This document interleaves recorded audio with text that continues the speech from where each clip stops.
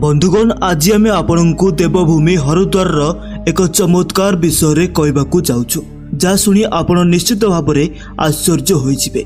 वास्तव में बंधुगण आम उत्तराखंड हरिद्वार विषय कहूँ। बंधुगण जोठारे हठात 16 वर्षर झीटे नदी में दौड़ा आरंभ कला। यह आपण अत्यंत अजब लगे किंतु यह एक सत्य घटना बोली कहुए। जदि महादेव थरे आशीर्वाद प्राप्त करती तेबे से अस्तित्वर समुद्र को पार करिजिवो।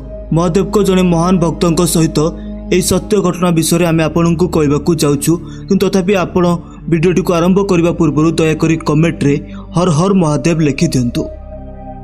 दर्शक बंधु बहु पूर्वर हरिद्वार रे एक नागा साधु रहउथिले। नागा साधु महादेव भगवान शिवंकर जड़े महान भक्त थिले। तांकर सरल प्रकृति हेतु से बहुत लोकप्रिय थिले एवं साधु दिन सारा महादेव को मंत्र जप करि आसुथिले। हरिद्वार ठारू टिके दूर आउ गोटे गाँव रीना नामक जड़े झील प्रतिदिन एही नागा साधु खाइबा नेकी आसे। से साधु को खाइबा देवा परे ही रीना अन्य साधु मानू खाइबाकू देइथाए। गोटे दिन रीना साधु खाइबा आनिबाकू टिके विलंब करदेला।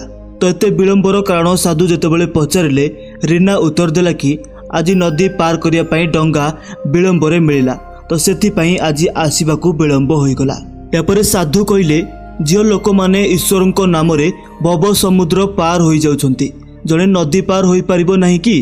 दर्शक बंधु साधुंकर एही कथा रीना उपरे बहु भावरे प्रभाव पड़िथिला।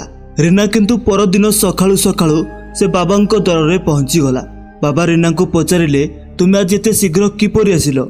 रीना कहिसंती बाबा तुमे ही भगवान को नाम साहाय्य नेबाकू परामर्श देथिलो। आज मु भगवान को नाम नहीं नदी पार होई गली। वर्तमान मते डंगार साहाय्य नेबा आवश्यक नहीं। से साधु रीना आगरे भगवान को नाम प्रचार करथिले किंतु से निजे यार बड़ प्रभाव विषय अवगत नथिले। साधु को लागिला रीना एमिति थट्टा करी कहूची किंतु जेतेबेले साधु जनक रीना को प्रमाण देबा पई नई कूल को नहीं गले साधु एपरी किछि दृश्य देखि तांको पाद तळु माटी खस जायथिला। साधु जनक देखिले रीना भगवान को नाम नहीं नदी पार करी पानी उपरे चाली चाली नदी उपरे पार करी चली गला। रीनार पाद तो बुड़ीबा दूर कथा तार पाद ओदा मध्य हेउनथिला। साधु जनक रीना को प्रणाम करी कहिले हे देवी आज ठारू तू ही मोर देवी। मु तो जीवन सारा भगवान को नाम गाउची हेले तू वर्तमान सुधा भगवान को पाई सारिछु। निष्ठा मनरे भगवान को डाकिले से निजे आसी हमकू देखा देबे। दर्शक बंधु यह एक सत घटना थिला।